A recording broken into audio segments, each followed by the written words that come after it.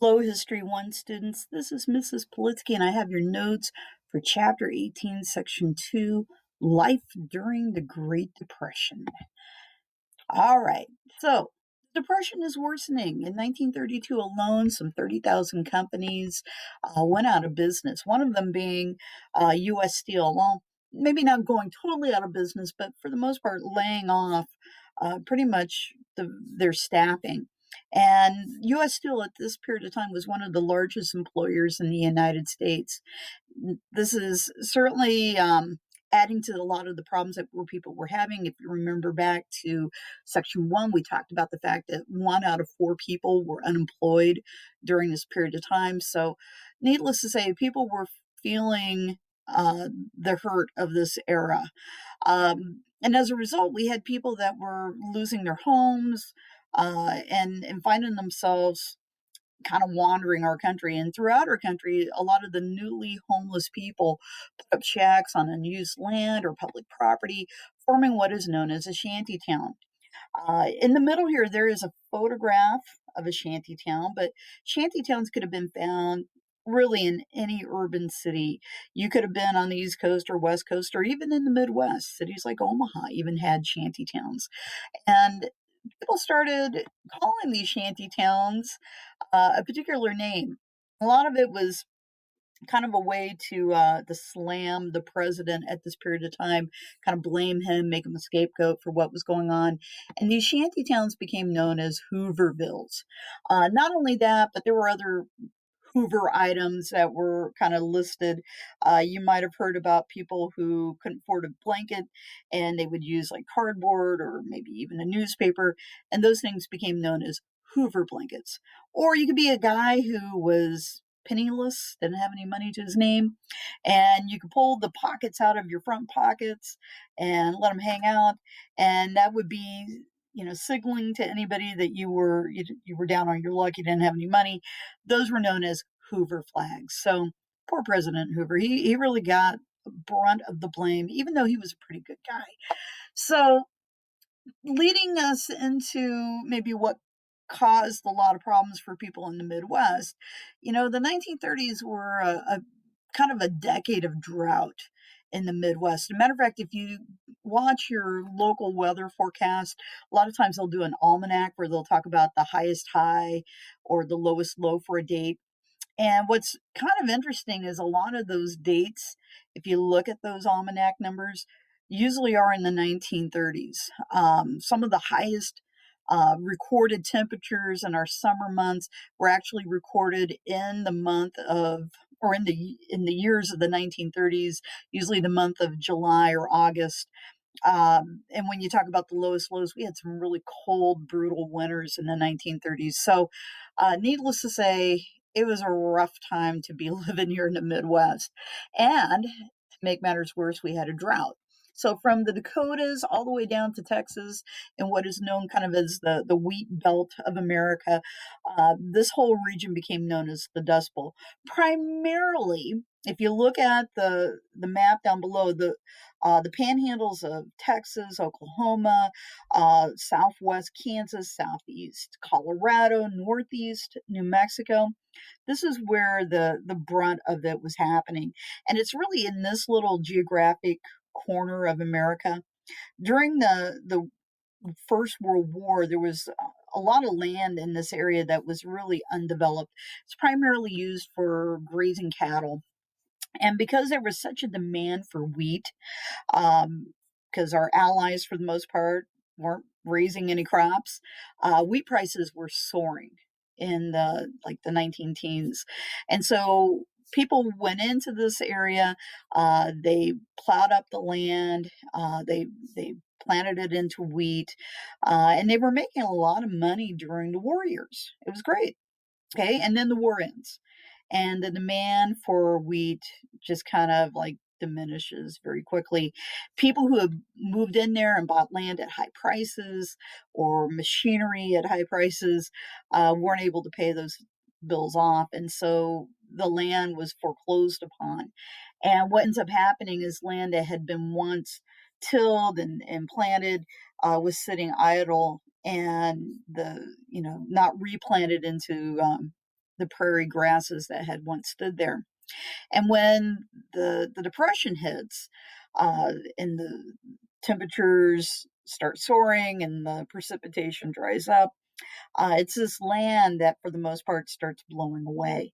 And unfortunately, this was something that was not just felt in that corner of America, but it really spread throughout a good portion of the Midwest. Even Nebraska was pretty hard hit during the 1930s as far as feeling the impact of the drought.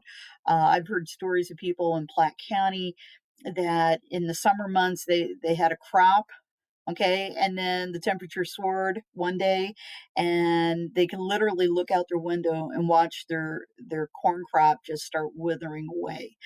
And that was not uncommon. And if it wasn't the temperatures that got to the crops, it was the grasshoppers. So it was a really difficult time. And there were some people that just couldn't take it anymore. They either um, got their farms foreclosed upon, or they just had it. And so you had some folks that were packing up, and they were going to move out, and they were going to go west because they had heard stories that there would be a better life in California. You could get out there, you could crops like grapes or maybe oranges or strawberries, lots of food, great temperatures. It was going to be wonderful. And unfortunately, they get out there and it's no better than what it was in the Midwest. It was hard to find jobs. As far as being able to, fit in, it was very difficult. A lot of the folks that came out of Arkansas and Oklahoma, they were kind of nicknamed Okies, which was really kind of a derogatory term. And matter of fact, some businesses even put up signs saying no Okies allowed. I mean, it certainly a lot of discrimination based on that. But when we talk about the Dust Bowl, we got to talk about these dust storms. This is a series of photographs that you would have seen out of kind of the Midwest or the Wheat Belt. The photograph down in the bottom left-hand corner is kind of the aftermath of a dust storm, and you can kind of see all the dirt that's kind of been, piling up as a result of the storm, and a lot of it was really thin, um, I guess you could say very fine grained dirt. And that dirt could get into everything. It could get in under your door frame, it could get in through your window frames, through the boards in your house. I mean, dirt was everywhere. And let alone the fact that people were breathing that in. You had a high number of people that were diagnosed with pneumonia during this period of time. A lot of times they called it black pneumonia because literally that fine dirt would get into your lungs and you just couldn't get rid of it. And it killed lots of children, lots of elderly people. It was a situation that, in cases, kind of reflect the times that we're in right now. So it was a very, very difficult time, let alone the fact that these storms would come in a lot of times with like storm fronts. So, like if you had a cold front come in and it picked up the wind, you could expect maybe the cloud of dust to come in, depending on if the front was coming out of the south or the north. But a lot of these clouds, for the most part, as these storms were brewing up, uh, the clouds themselves could electrify. There were stories about people who were on farmsteads that literally they could see the crackle of sparks coming down barbed wire fences, or if they were near a windmill, they could hear that happening. Um, so it was kind of a dangerous time to even be outside, let alone breathing the dirt in. But just the fact that you could easily be electrocuted because of the intenseness of these storms. Just so you understand, it's easier for electricity to travel on these particles of dirt than it would be, if the dirt wasn't there. So these storms were very menacing by all means. Um, Along with that, you got to understand that even in Platte County, even around Humphrey, there were dust storms. This is a photograph that I found. Granted, it's not the best quality, but um, it is a picture from the Platte County Historical Society showing a dust cloud outside of Humphrey during the year 1930s. So certainly we had our own issues that we had to deal with, and they weren't much different than some of the other issues people were dealing with throughout the wheat belt. One of the things I want to throw in here, since we're talking about the hardships of people living in the, kind of the Midwest, is this picture of the migrant woman. This was part of your current event. Uh, the thing that always kind of has stricken me is the fact that when you look at this is how weathered and worn this woman looks. This is a gal that probably is just barely 30 years old, and you look at her and she looks so much older. One thing that I never really recognized when I used to look at this photograph years ago was the fact that there are the other children in this photo, particularly down in the corner where you see the baby infant that she's holding. And the fact that I didn't realize it was a series of photographs. It wasn't just one portrait, it was several images here that Dorothea Lange took. But needless to say, this is probably one of the most iconic images out of the 1930s. Kind of take people's minds off of all the bad stuff that was going on. People turned to art and entertainment. And during the 1930s, about 60 million people a week would go to the movies. Great thing was movies were cheap.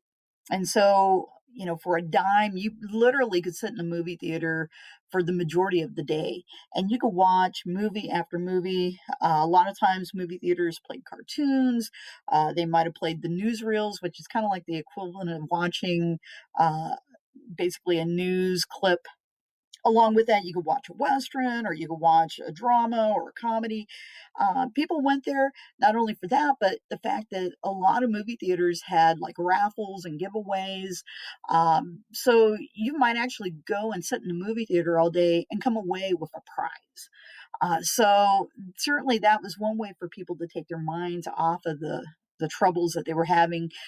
People also listened to the radio, and some of the comedians of that day also kind of made a name for themselves. Jack Benny, who you see down below, started off on the radio, and once TV shows up, he kind of makes that transition to television. But very low key comedian. Whenever he would deliver a line, he was kind of like a very dry delivery. It wasn't all about trying to kind of pull off a gag or whatever. But a lot of people just loved how sophisticated he was.